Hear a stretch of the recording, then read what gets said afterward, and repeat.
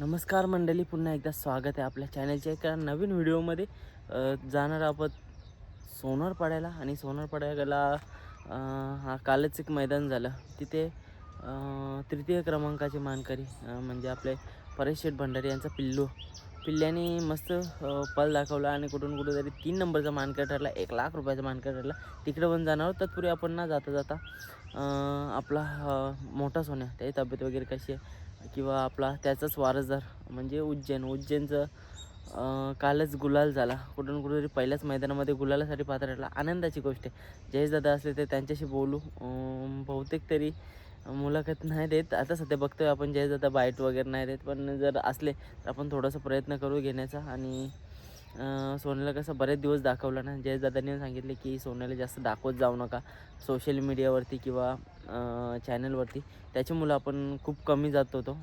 आता चाललो आहे तिकडे, तर चला आपल्या सोन्याला बघूया आणि बघूया कसं का. आणि कालच मैदान झालं मित्रांनो. एकदम काल मैदानामध्ये बाईट घ्यायला नाही भेटली, कारण का मैदानामध्ये चक्कर आलेली. 3 दिवस लगातार अगोदर शहापूरला गेलो, मैदान दाखवला. त्याच्यानंतर खिडकालीला गेलो. त्याच्यानंतर परत म्हणजे 3 दिवस लगातार उन्हात राहिलो. जाम उलट्या झाल्या मैदानानंच. हिंमतच नाही झाली. तर जाऊया आता मैदानामध्ये. तब्येत आता ओके आहे. जातो लगेच. म्हणजे थकलेला असलं ना तरी पण बिलकुल हटायचं नाही. आता जाऊ सरळ गोठ्यावरती. सोन्या वगैरे सगळं काही दाखवतो तुम्हाला. आणि आज पण जेमतेम चॅनलवरती 2-3 मुलाखती आणखी येणार आहेत. बघूया आपल्या एक नंबर, 2 नंबर, 3 नंबर जे नंदी आहेत ना, त्यांच्या सर्वांच्या आपण मुलाखत घेण्याचा प्रयत्न करू आज. चला मित्रांनो, समोरच बघताय संपूर्ण महाराष्ट्राचा लाडका चतुर्थ हिंदी केसरी मोठा सोन्या, ज्याने संपूर्ण 50-50 धावणीचा एक भार सांभाळला आणि संपूर्ण महाराष्ट्रभर तसेच भारतभर आपला नाव केला असा चतुर्थ हिंदी केसरी मोठा सोन्या जयेश शेठ पाटील विजय नाना संपूर्ण महाराष्ट्रभर चर्चेत आणला सोन्याने. आणि कुठे त्यांच्याच दावणीला आणखी बरेचसे असे नंदी येतात. उज्जैन इथे नाही आहे, पण उज्जैन पण दाखवलं असता. पहिलाच मैदान आणि पहिल्याच मैदानामध्ये एक चांगलं असं आपल्याला गुलालाचं मान येताना बघायला भेटलेला. इकडे नंदी आहे आणलेलं, ते एकदम छोटा वगैरे होता, घाबरतो थोडासा. ये नंद्या.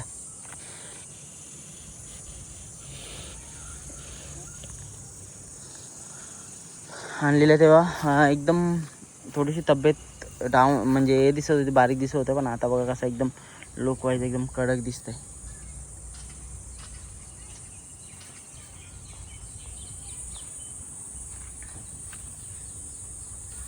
मित्रांनो, आता धरमदादा पण नाही, चेतनदादा पण नाही आणि जयेशदादा पण नाही आहेत. जर असते ना तर नक्कीच एक मुलाखत घेतली असती. मित्रांनो, इकडं आदात किंग भिंगरी आहे बसलेला मस्त. नुसती व्हाईट गोल्ड दावण आहे. भिंगरी 50-50 आणि संपूर्ण 50-50 दावण इकडं.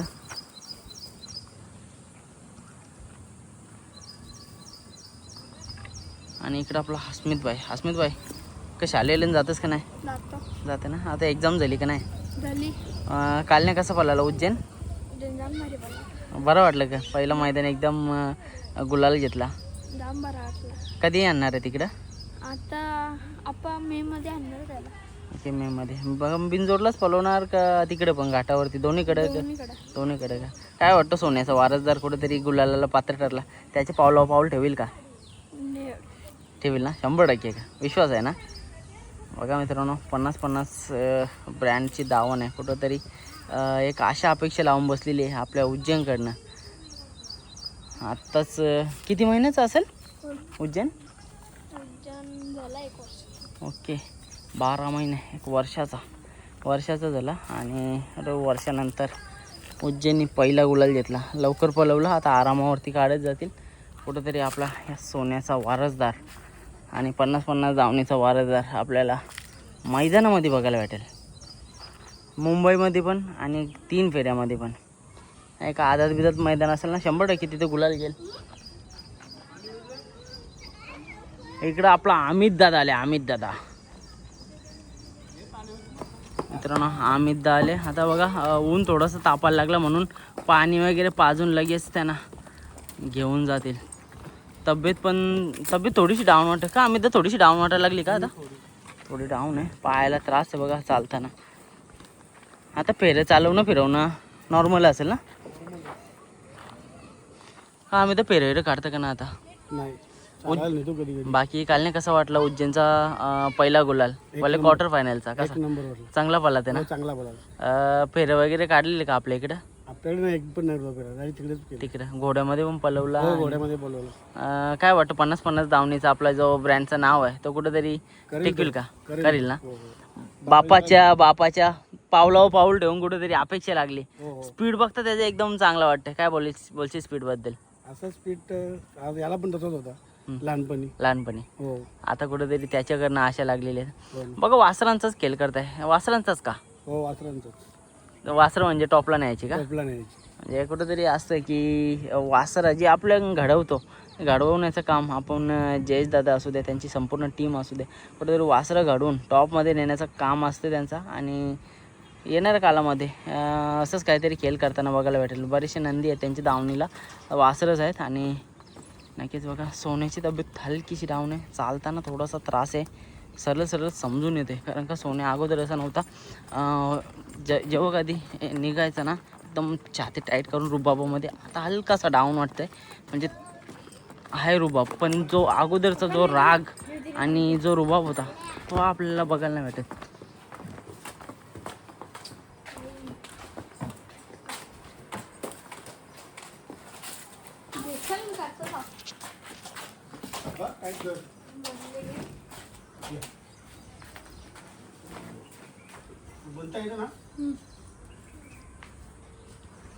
बघा आता कसं रुबाबान राहिला एकदम. आणि जेव्हा कॅमेरा पण ऑन करतो ना तेव्हा सोन्याची नजर बघायची, कशी नजर आहे. चला येणाऱ्या काळामध्ये तब्येत आणखी सुधरू द्या, होणारा त्रास कमी होऊ द्या, हेच महादेव चरणी प्रार्थना असेल.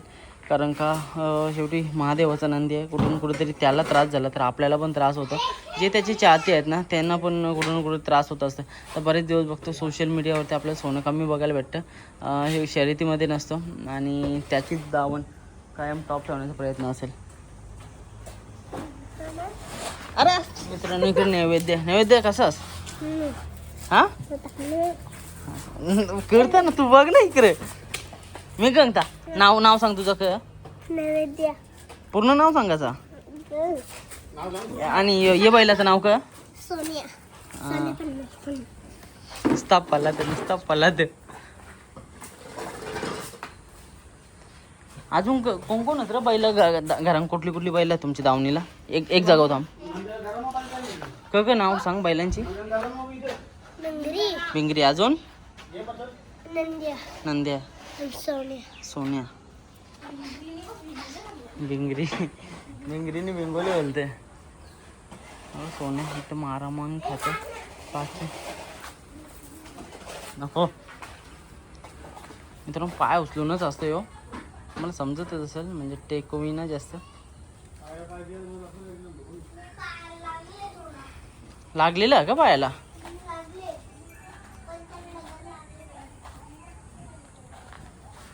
भाई उज्जैन कुठं असं? उज्जैन घाटावर. कसा पडला कालण्या? गुलाल भेटला ना? भेटले का? उऱ्या का मरते तू?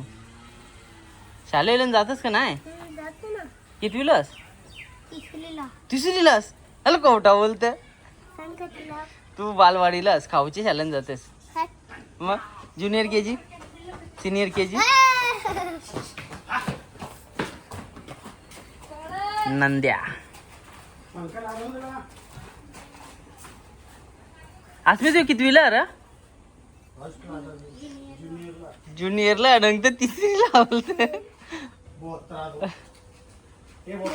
यो चांगला मरते ना? आम्ही तर चांगला मरते ना काका तुला? हा त्याचे लागले काय? एक्स्टिकन काय झाला? पडला काय? असं मुंबई महाराष्ट्र केसरी जो पहिलाच मैदान झालेलं तिथे 1 नंबरचा मानकरी, जो आपल्यामध्ये नाही असा वरदान 50-50 सर्वांच्या मनावरती राज्य केलेलं त्याच्या पलाच्या जोरावरती आज कुठेतरी परेश शेठचं नाव आहे. वरदाम मुले आणि त्यांचे शंकर मुले त्यांचीच दावण आता आपण बघणार आहोत. एकदम टॉपमध्ये जे नंदी आता पलायला लागले. चला बघूया त्यांना. मित्रांनो आलेलं परेश शेठकर बाईट तुम्हाला थोड्या वेळानंच बघायला भेटेल. पूर्वी बघूया. हा बघतोय पिल्ल्याने काल एक कुठेतरी 3 नंबरचा मानकरी 1 लाख रुपयाचा मानकरी ठरला. 80,000चं वासरू काय करू शकते ते काल समजलं असेल. मोठ्या गाड्या होत्या त्या गाड्यांना पराजित करून कुठेतरी मोठ्या गाड्यांना घासून 3 नंबर केला. एक अभिमानाची गोष्ट. आदत वासरू म्हणजे आताच कुठेतरी दात लावलं वाटतं. एवढा मोठा नाव करू शकतो परेश शेठचं म्हणजे एक मोठी गोष्ट आहे. त्याला 50-50 ब्रँड नेहमीच टॉपवरती आहे आणि टॉपवरती राहणार अशी आशा करूया. आणि वरदान गेल्यापासून कुठेतरी शेठने एवढे प्रयत्न करून शेवटी एवढी मोठी दावून बघतोय. आणखी नंदीवरून दाखवतो. समोर बघताय मेहरबान पब्लिक किंग मेहरबान तो पण टॉपमध्ये पलता आणि तिकडे शंकर आहे. अशी मोठी दावण आहे. बरेचसे नंदी आणखी त्यांच्या दावणीला आहेत. चला बघूया. आणि बघा परेश शेठच्या घराच्या समोर गाय आहे. कुठंतरी या घराला घर पण आहे. ती कुठंतरी आपली आई म्हणजे आपली गाय एक किल्लार आहे आणि तिचा पण वासरू आहे लंपी झालेला. आणि कुठंतरी बघा गोवंश कसा वाचवावा ते परेश शेठकरनं आपल्याला बघायला भेटतं. लंपी झालेला त्याला थोडंसं सेपरेट करून ठेवलं आहे. चांगला पळाला असा. कानापासून तर संपूर्ण अंगावरती लंपी होती पण आता एकदम ओके सेपरेट करून ठेवलं आहे. परत कधी कोणाला इन्फेक्शन व्हायला नको म्हणून.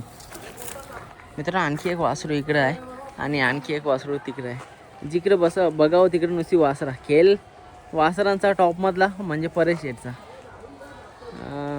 बघू आणखी खरेदी येणारच आहेत. बरेचशा खरेदी आपल्याला घाटावून बघायला भेटतात. आणखी एक इकडं आहे. आपण चांगला पळायचा लंपी झाल्यापासून थोडंसं ब्रेक दिलं आहे त्याला. चला आता यांना पण आतमध्ये घेतील सावलीमध्ये.